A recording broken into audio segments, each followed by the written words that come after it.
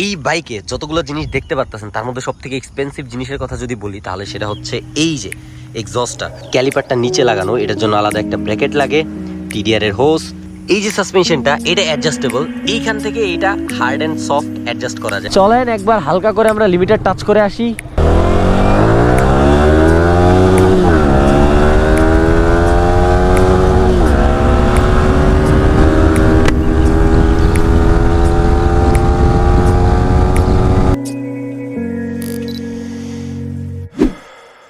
Hello everyone, welcome to my YouTube channel bike lover bachelor. আশা করি সবাই ভালো আছেন, আমি অনেক ভালো আছি। আর আজকে আপনাদের জন্য খুবই বিউটিফুল একটা R15 ভার্সন 4 নিয়ে এসেছি। এটা হচ্ছে খুব সুন্দর করে মড করা আমাদের ফাদ ভাইয়ের R15 version 4।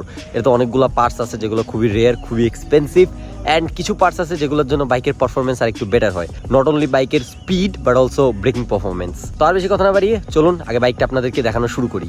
Look at this, special রিকোয়েস্টে ভাইয়া বাইকটা ওয়াশ করে রাখছে, তো এখন দেখতে আরো সুন্দর লাগতেছে, একদম নিট অ্যান্ড ক্লিন। অ্যান্ড এটাতে যদি খালি সামনে দুইটা ডিস্ক লাগায় একটা R7 এর স্টিকার লাগায় দেওয়া হয়, কোনোভাবে বোঝা যাবে না যে এটা R15 না R7। এতটাই এই বাইকটা R7 এর মতো লাগতেছে, মানে একটু বাল্কি লাগতেছে। এটা হচ্ছে Yamaha R15 version 4 Indonesian black কালারটা। অ্যান্ড এই বাইকে যতগুলো জিনিস দেখতে পারতেছেন তার মধ্যে সব থেকে এক্সপেন্সিভ জিনিসের কথা যদি বলি তাহলে সেটা হচ্ছে এই যে এক্সস্টটা। এটা হচ্ছে এই বাইকের সব থেকে এক্সপেন্সিভ জিনিস। আর আরেকটা জিনিস আছে এই বাইকে যেটা খুবই রেয়ার বাংলাদেশে, দ্যাট ইজ বিপ্রো হ্যান্ডেলবার। এটা মেবি 3-4 পিসি আছে বাংলাদেশে। এই বিপ্রো হ্যান্ডেলবার এর আগেও আপনাদেরকে দেখাইছিলাম একবার 2022 সালে। আর এই হ্যান্ডেলের এই যে পাইপগুলা, এই পাইপগুলা চেঞ্জ করা, তো এই জন্য দেখতে আরেকটু বেটার লাগে। এইটা কি, এটা এইদিকে ঘোরানো কেন? এটা এইদিকে ঘোরানো থাকতো। Okay, so let's start from the front. But তার আগে বলে রাখি, আজকের ভিডিওতে যে কয়টা আফটার মার্কেট পার্টস দেখাবো তার মধ্যে ম্যাক্সিমামই পাবেন আপনারা বিএলবি পার্টস হবে। সো যদি কারো আফটার মার্কেট পার্টসের প্রয়োজন হয়, নক বিএলবি পার্টস হবে। সামনে এখানে যে টায়ারটা চেঞ্জ করা, এটা হচ্ছে টিমসনের টায়ার। অ্যান্ড এটা 100 সেকশন স্টক যেই সাইজ থাকে ওই সাইজেরই টায়ার। এরপরে রিমটা কালার করা। সামনে যে ডিস্ক, এটা হচ্ছে সিএনডি এর ডিস্ক, 320 মিলিমিটার ডিস্ক। এর পাশাপাশি যেই ক্যালিপারটা, এই ক্যালিপারটাও ডিফারেন্ট, একটা 4 পিস্টন ক্যালিপার। এটা হচ্ছে অ্যাডেলিনের ক্যালিপার, অ্যান্ড এটা হচ্ছে one of the best 4 piston caliper available in Bangladesh. এখন অনেকেই বলবেন নিশিন ব্র্যাম্বো, এগুলো তো পাওয়া যায়। নিশিন ব্র্যাম্বো যেগুলো পাওয়া যায় ম্যাক্সিমামই হচ্ছে কপির থেকে অ্যাটলিস্ট একটা অরিজিনাল 4 পিস্টন ক্যালিপার নেওয়া ভালো। এটা বাইক খুবই ভালো, তারপরও চালাই আপনাদেরকে বলবই। আর হোস পাইপ, এটা দেখেই বোঝা যাচ্ছে টিডিআর এর হোস পাইপ, টিডিআর এর আইকনিক কালার। এরপরে হালকা করে গ্রাফিক্স করা, এখানে দেখতে পাচ্ছেন ছোট্ট স্টিকার একটা। এইখানে R15 যেরকম স্টিকার থাকে ওরকম একটা স্টিকার, দেখতে খুবই সুন্দর লাগতেছে। স্টিকারের ফিনিশিং খুবই সুন্দর হয়েছে।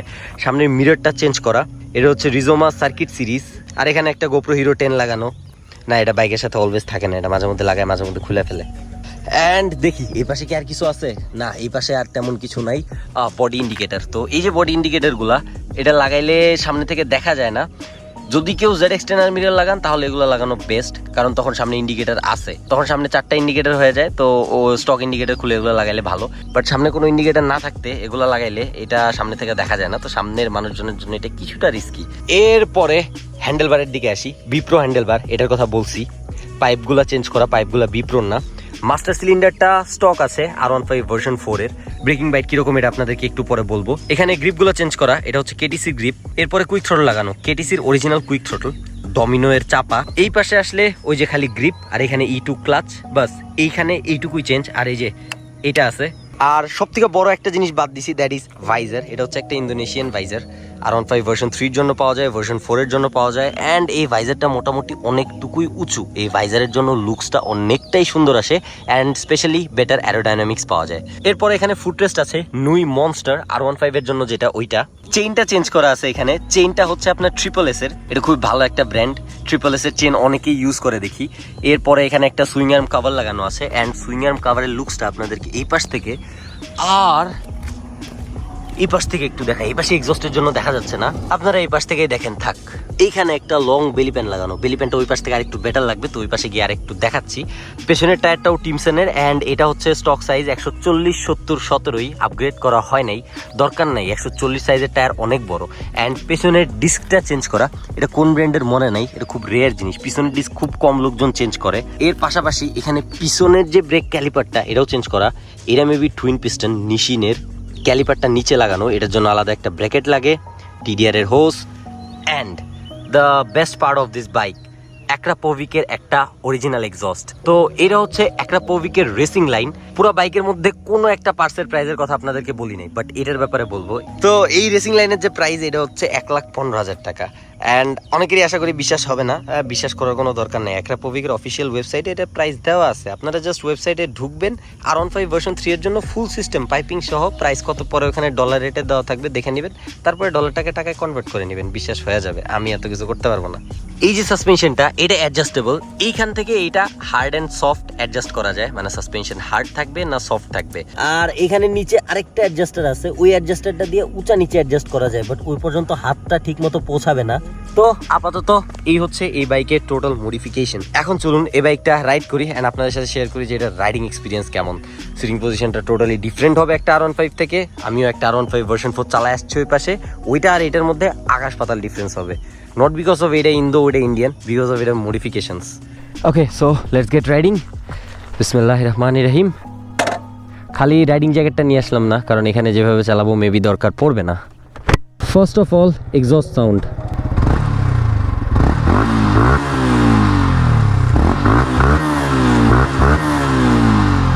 তো যেটা আপনারা ভাবতেছেন যে অনেক লাউড হবে, আসলে অরিজিনাল এক্সস্টগুলো ডিবিগুলো সহ এতটা লাউড হয় না। Let's get riding. আর এই রিয়ার ভিউ মিররগুলো আমি এর আগেও আরও বাইকে দেখছি, জানি এটাতে কিচ্ছু দেখা যায় না। আর আপাতত যদি বাইকের রাইডিং ফিলের কথা বলি, তাহলে যে A1 বলে না, এক কথায় A1। What a sound, man!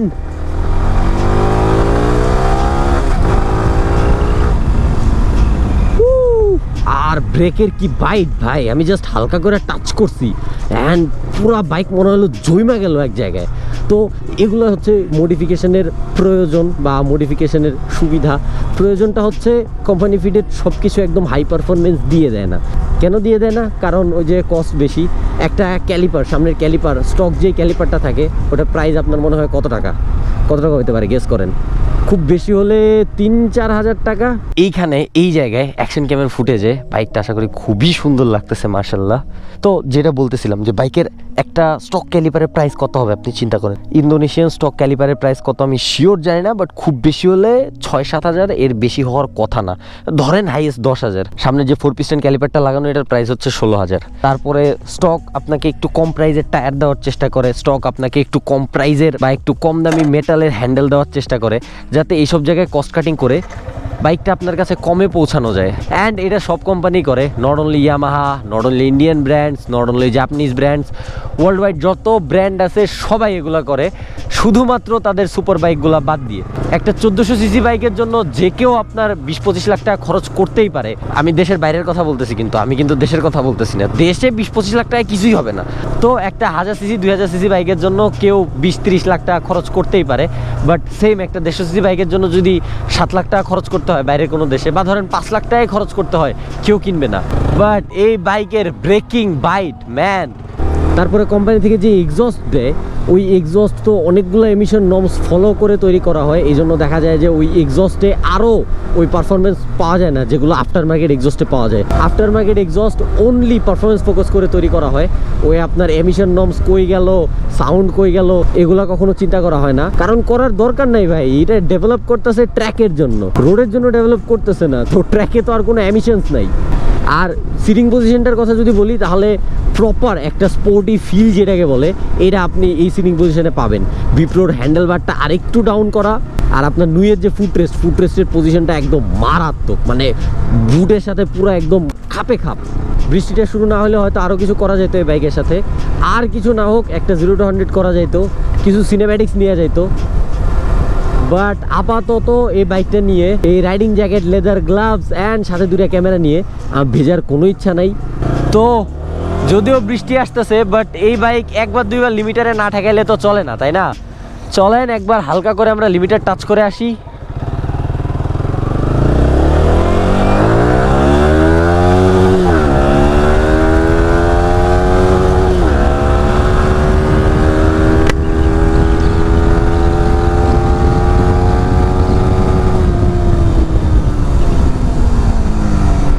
বাস বাস বাস বাস বাস। তো বৃষ্টি অলরেডি শুরু হয়ে গেছে। ভিডিওটা এখানে এন্ড করি, এটা পারফেক্ট টাইম ভিডিওটা এন্ড করার জন্য।